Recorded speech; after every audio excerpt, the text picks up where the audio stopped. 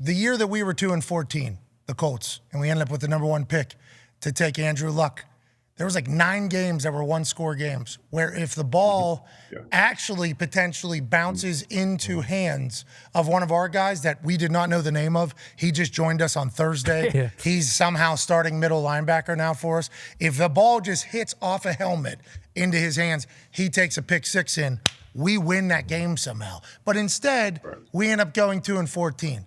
Do you think that the Lions are just cursed? Do you think you're a part of that curse? Do you think there's a reason that the ball just seems to not go in the Lions' favor on a regular basis like everybody else's? And are we getting the proper read on how you view some of the teams that you played for there in Detroit? Man, that's a loaded question.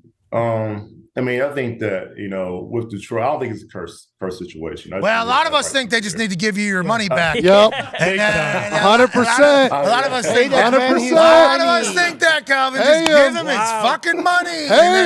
The curse is gone. Anyways, back to what you were saying. Loaded question. Yeah, I mean, it starts from, like I say, it starts from the top down in these situations. And, so I think that you just have to set the culture right. The culture just has to be set right.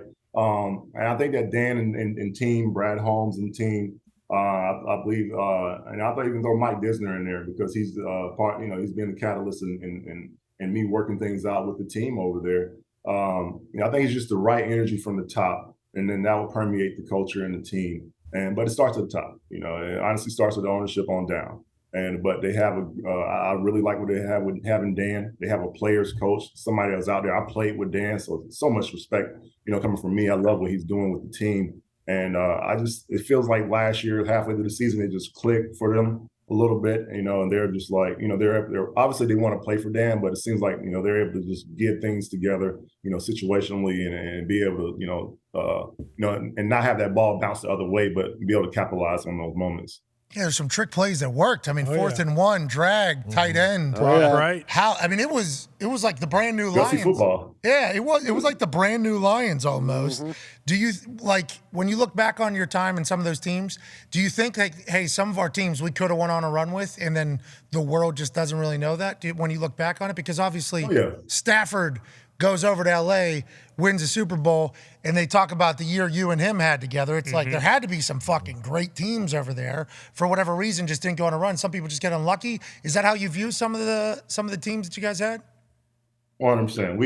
We all knew on our team that we had, obviously a quarterback that could lead us all the way. Obviously, we saw that in the first year. He went over to another team. It's just about the culture, like I was speaking about. But, we knew we had the team. We had a great defensive line. We had a great quarterback. We had a great receiver group. We had a solid secondary. We had a lot of good pieces. We made it to the playoffs a couple of times there. And, especially that the beginning of it, that's 2011 year.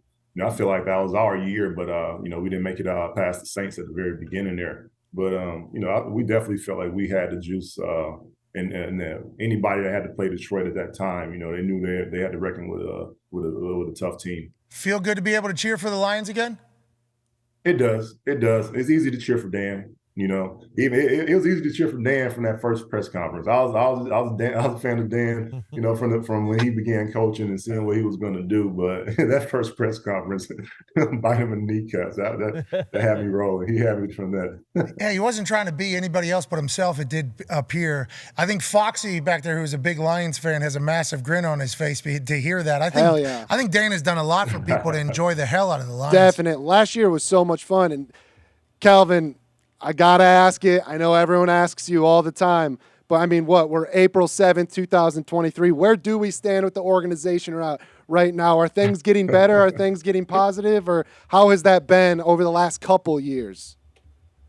I mean, really till this year or the end of last year and then going into this year, we've barely been in some good communication. We've been in communication, put it like that, Good. It's been good. Mike Disney's been leading that over there. So it's been good talks. We've been actually making some moves. They're helping out my foundation, this year. Oh, yes. So that's the beginning of some good things coming. Let's go shake their hands. Nice. Here we go. This is good news, Calvin. Now, there's just an easy way in our eyes. Yeah. To just kind of, you've seen it in Happy Gilmore. Yep. You've seen it at golf tournaments. Absolutely. You've seen it in a lot of things. You see Jackie Moon, semi-pro. Yeah. Just one of those big checks. Yep, that's it. It's just easy. One of those big ones you got to take to a big bank. That easy. And then it's just a pretty easy. Calvin's not saying that. No. We are just saying this from outside looking in. We've been saying it for years. It does appear as if that's a pretty easy way to kind of take care of it. And also, let's go shake their hands. A little bit of respect. It's great to hear that out of the Detroit Lions. Foxy's pumped up to hear it. Connor has a question for you, Calvin. Yeah, Calvin, you mentioned how you're 6'5", and Pac-Man Jones, who takes care of Chris Henry's kids, has a son, Chris Jr., and he is 6'5". He's a freshman in high school, and right now he's worried he's going to get too tall where he can't play, football anymore, and he'll have to go play basketball or something. Was there ever a time for you where you were worried, like, holy shit, I am almost too much of a beast to play football, and I have to maybe switch sports, or did you kind of hit your growth spurt at the right time?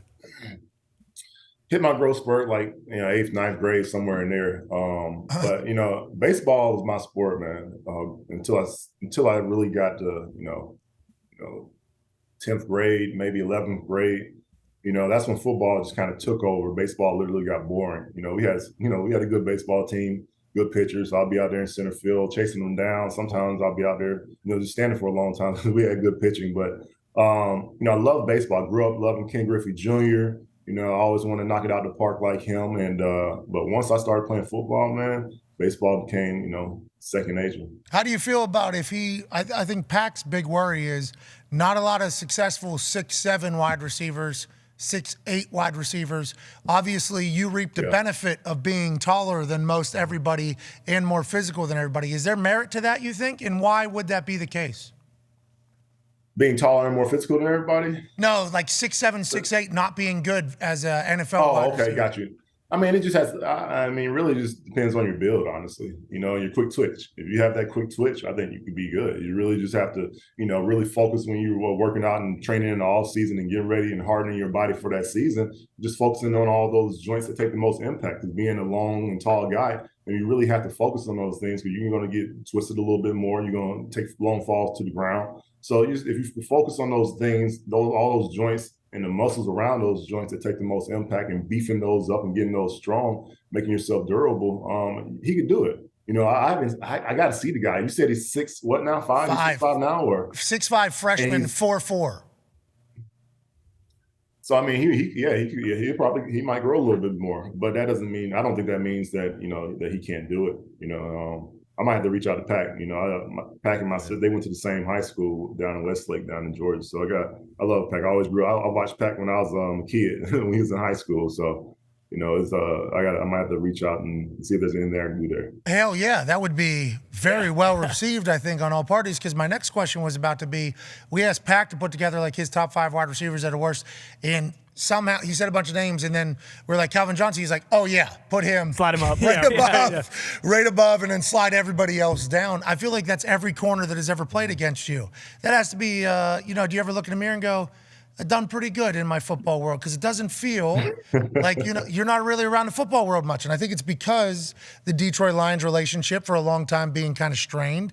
Obviously, you're in the Hall of Fame first ballot because we all have so much respect for the player that you are and the player that you were. But you're not really in the football ecosystem, I think, as much as others. And your name is still, as soon as it's heard, everybody's like, yep, fucking unstoppable. Unstoppable. That has to feel pretty good, I'd assume, right? Does it?